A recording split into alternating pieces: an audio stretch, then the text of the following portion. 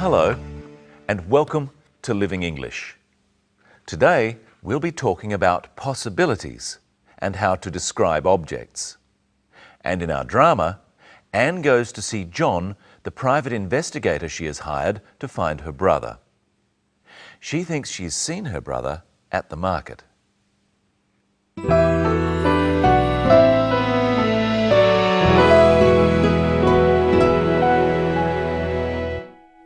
I thought I saw David at the market, but I didn't get a very good look and I lost him in the crowd. Oh, when was this? Just yesterday. How long since you've seen him? Nearly 2 years. Are you sure you'd recognise him now? Of course. He's my brother. It's just, I'm thinking he might have changed his appearance if he didn't want to be found. Mr. Barber, I would recognise my brother, believe me. Of course, I'm sorry. Maybe you did see him at the market. It's just, you've been thinking about him a lot. The mind plays tricks, you know. Suppose so. Maybe it wasn't him. I don't know. Is there anything that would positively identify him? A jewellery, a scar, anything? His watch. My father gave it to him. He always wears it. Can you describe it? It's an old-fashioned watch, an Omega. It was our grandfather's. What's the band made of? Silver. And the watch has an inscription. It says, "To my son, Norman." Norman? That's our father's name. Grandfather gave it to him. Norman. In Chinese. In Chinese. He might have a neckband. I gave it to him as a going-away present. What's it like? It's made of tortoiseshell. It's a disc with a design like this. Oh, yin yang. That's right, you know it. The band is made of leather. He said he'd always wear it. Yes, well, it's just not much, but it's something, I suppose. I'll call you next week with some news. I hope so. Will they find David? You'll have to keep watching to find out. We'll start today with the words we use to talk about things that are possible. We call something that is possible a possibility. A possibility is something we think is going to happen, but we are not certain is going to happen.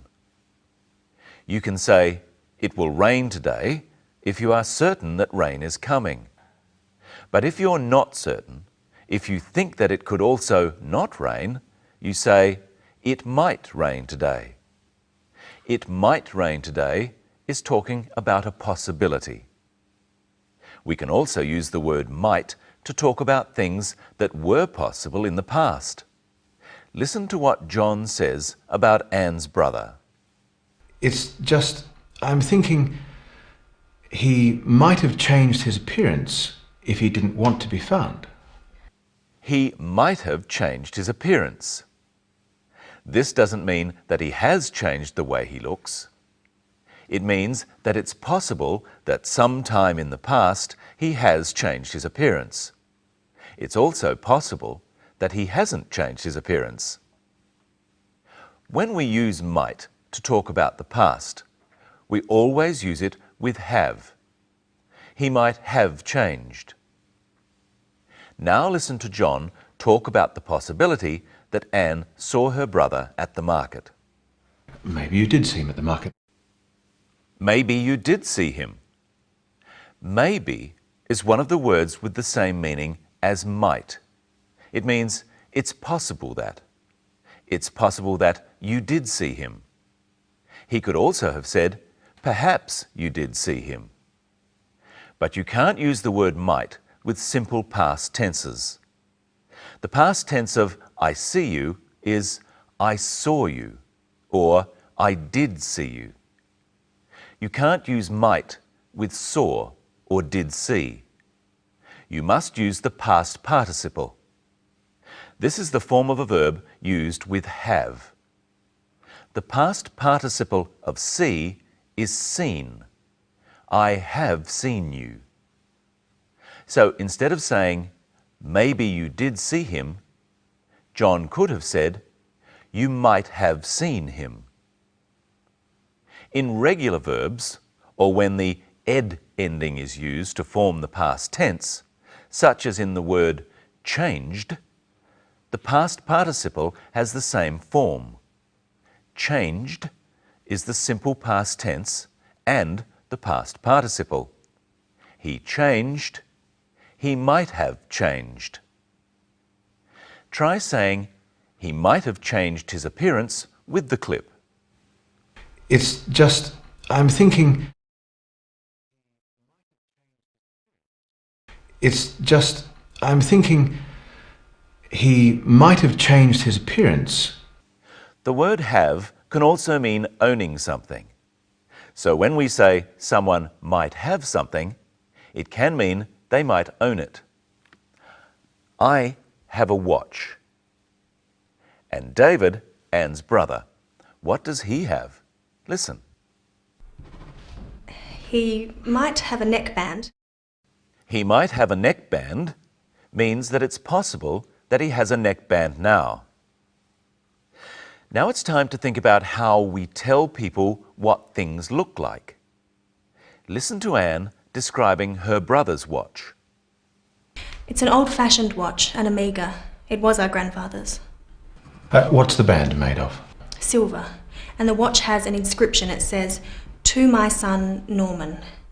We've looked at describing things before on Living English. We use adjectives to describe an object's colour and size. But we also tell people things about objects without using adjectives. First, Anne describes the watch using an adjective. See if you can guess what it is. It's an old-fashioned watch. It's old-fashioned. She means it's made in a style that isn't modern. Now listen to how she says the same thing without using an adjective. It was our grandfather's. Because it's her grandfather's, it's probably old-fashioned. Listen as she tells us what's special about the watch. And the watch has an inscription. It says, "To my son, Norman." Now listen to Anne describe the neckband she gave to her brother. It's made of tortoiseshell. It's a disc with a design like this. What's tortoiseshell? Here's Michelle to help us. Hello, Michelle. Hello, Brenton. Hello, everyone. Tortoiseshell is a yellow and brown mottled material, like this hair clip. It used to be made from the shell of a turtle called the tortoiseshell turtle. But now it can be made of plastic. So this is plastic tortoiseshell. Yes. Now listen to what the bit of David's neckband that goes around the neck is made of. The band is made of leather. This bag is also made of leather. Now, I've got a few things here that are made of different materials. You tell me what material they are made of, and at home, put it in a sentence, such as, the bag is made of leather. First, the vase. Glass. The vase is made of glass. Next, the spoon. Steel. The spoon is made of steel. The cup. China. The cup is made of china. The T-shirt. Cotton. The T-shirt is made of cotton. The book. Paper. The book is made of paper. Now you ask the questions, like this. The book. What's the book made of?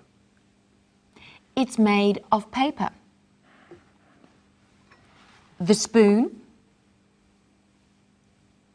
What's the spoon made of? It's made of steel. The bag. What's the bag made of? It's made of leather.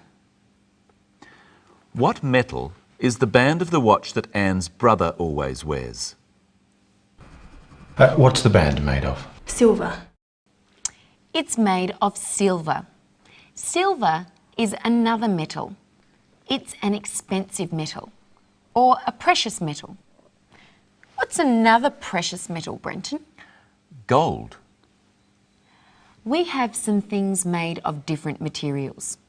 Let's describe their properties and see if you can guess what they are made of and what object it is.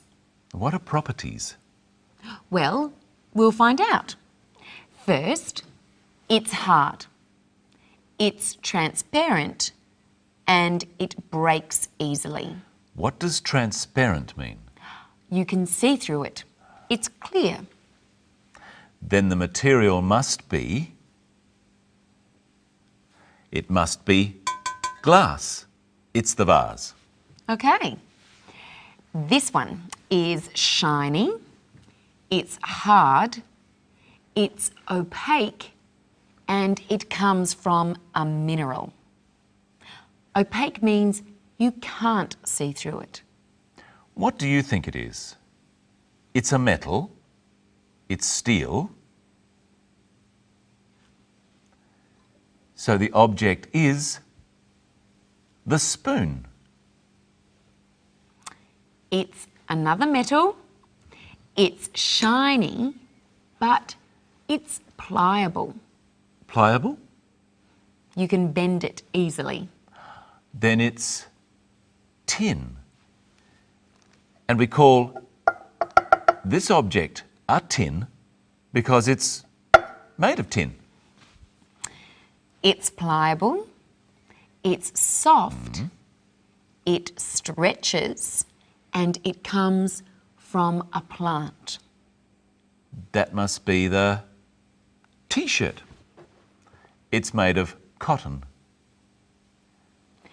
And finally, it's pliable, it's dull in colour, it doesn't stretch, and it comes from an animal. Then it's the bag, which is made of leather. As well as saying things are made of a material, we can use the names of the material as adjectives. How do we do that? Well, this is a bag. It's made of leather. So what sort of bag is it? It's a leather bag. And what sort of vase is it? It's a glass vase.